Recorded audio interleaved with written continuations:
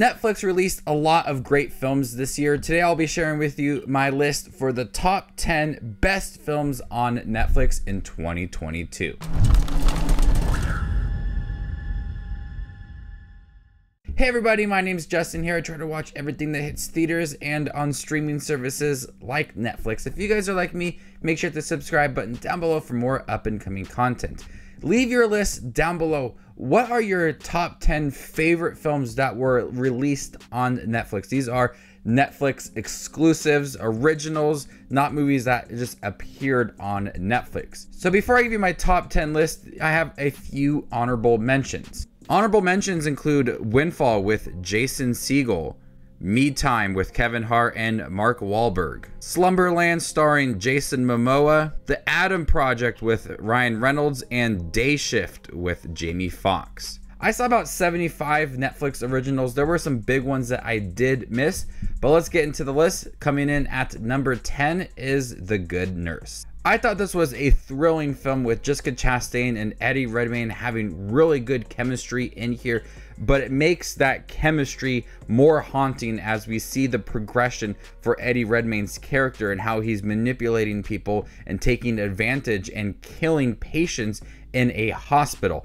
It is a very hard film to watch. It did have a companion piece, a documentary that pretty much covered everything in here, but the performances in here are stunning. The direction is great. It's got that tone that is chilling to watch. When they dive deep into this nurse and what he did, it makes all of those scenes so hard to watch. Coming in ninth place is Apollo 10½. This is an animated film by Richard Linklater and has all of his styles within here. The animation is stunning for this film. This takes place in 1969 Houston, and a man narrates his life as a 10-year-old, recounting the race to the moon and his life around that time. It has your typical Richard Linklater flair about childhood and growing up and how everything around you affects your life. I think the film navigated both the down-to-earth moments and then also the feel of the space race as well. This was a fantastic film. I loved the animation, how down-to-earth it felt, very personal as well.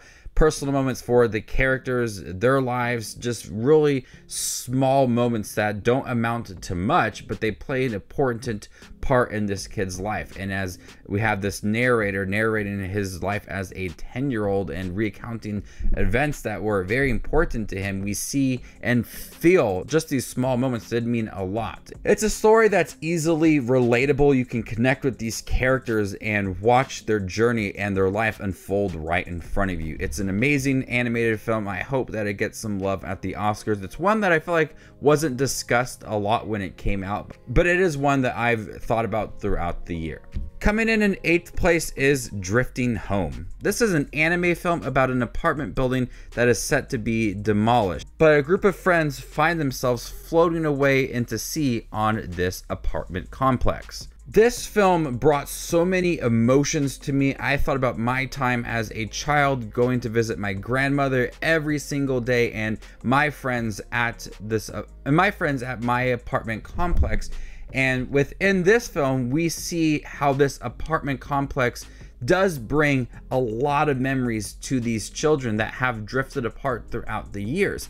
And we see that just certain parts of the apartment complex brings those memories of family members and friends. And I immediately thought of my own time as a child with my grandmother's apartment complex and friends that I had there. So I had this immediate emotional connection to this film. It is an odd film, but the visuals are stunning in here. The sea, the apartment complex, the character designs, it is beautiful to look at. But we have this really great progression for these characters as they start to reconnect and then also try to learn how to survive and get off this apartment complex and figure out exactly what is going wrong. It is a weird plot, but it does make it feel very personal, and I love the progression of these characters and that emotional connection to this apartment complex that is drifting off into sea, and other people are on there, and I love how we have this understanding of what it meant to them.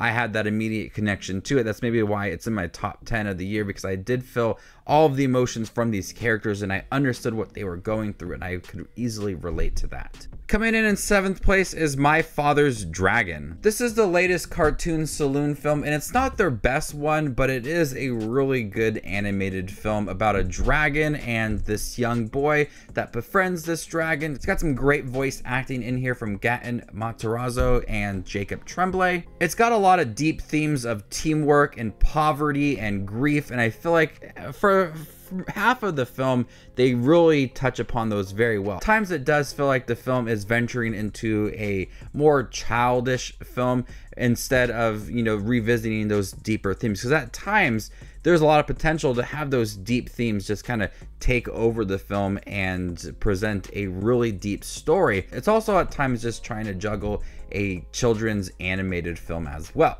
The fantasy element works in here, and the animation is able to catch up with that and bring forth all the creatures in here and the fast pace to it as well. The fun, zany adventures in here, but also we have those deep themes that are within the film and the metaphors throughout and friendship. It's just a very strong film with its story and its characters and what it is trying to present. Coming in sixth place is Spiderhead.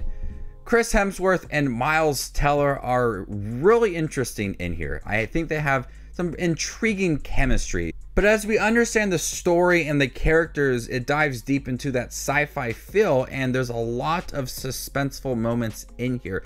The set design works.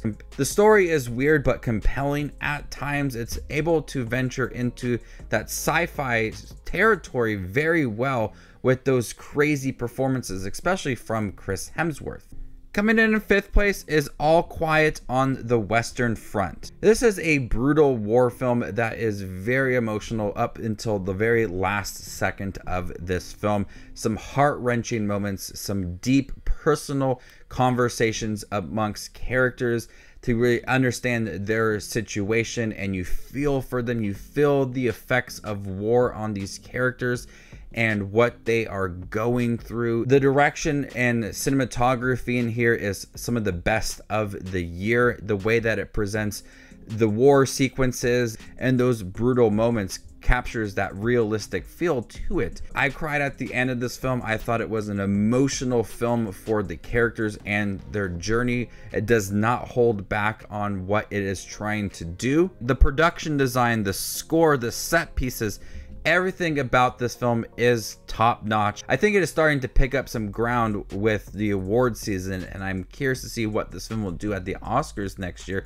because it is a film that has a lot of attention to detail and a lot of work going into the film. The personal story for these characters is at the front, and that makes it emotional to watch. Coming in fourth place is White Noise.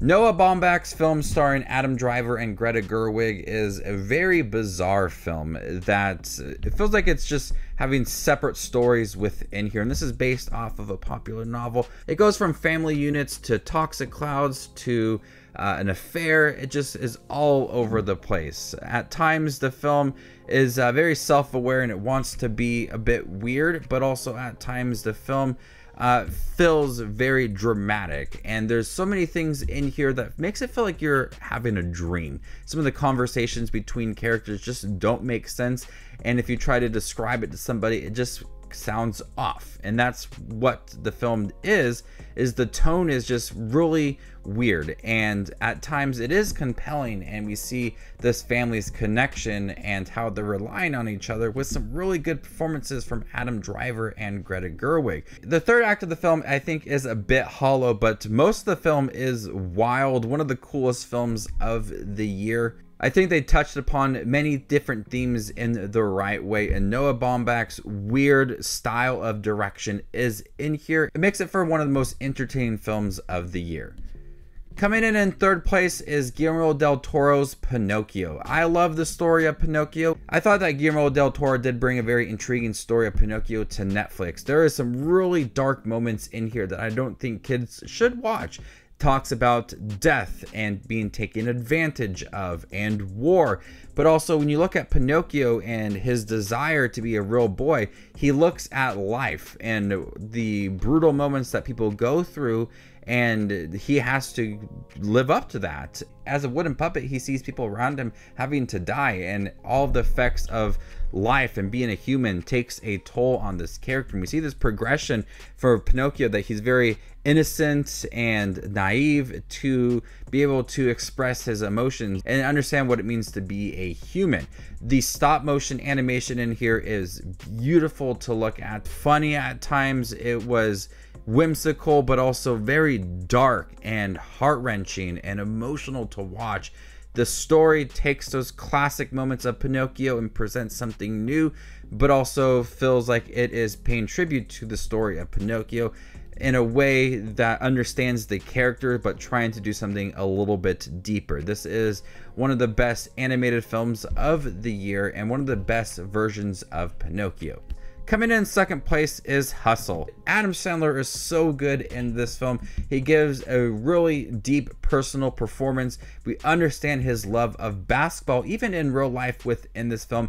And the film is about believing in yourself and going after your dreams. And at times it does feel a bit cliche, but I feel like when you look at the characters and the story and the performances, it makes those cliche moments so good. The chemistry is there. The directing is great. Adam Sandler gives one of his best performances. I loved him in Uncut Gems, and he just continues to now show that he can do these emotional, deeper films, and I would love to see him kind of continue this trend. Hustle has been one of my favorite Netflix films of the year for quite some time, since it did come out in June, and I just fell in love with the story, the themes of believing in yourself. It's very uplifting, uses montages in the right way. This is a film that if you are into sports or basketball, you need to see. It's uplifting. It's a lot of fun. Adam Sandler is at his best within this film. Definitely check out Hustle if you have not seen it yet. It's worth your time. But coming in first place is Glass Onion, a Knives Out mystery. This film built up on that first film very well. This is a really entertaining sequel. It feels crazier at times. The characters in here are perfectly fleshed out. Each character has a chance to kind of showcase why they might be the killer within this film.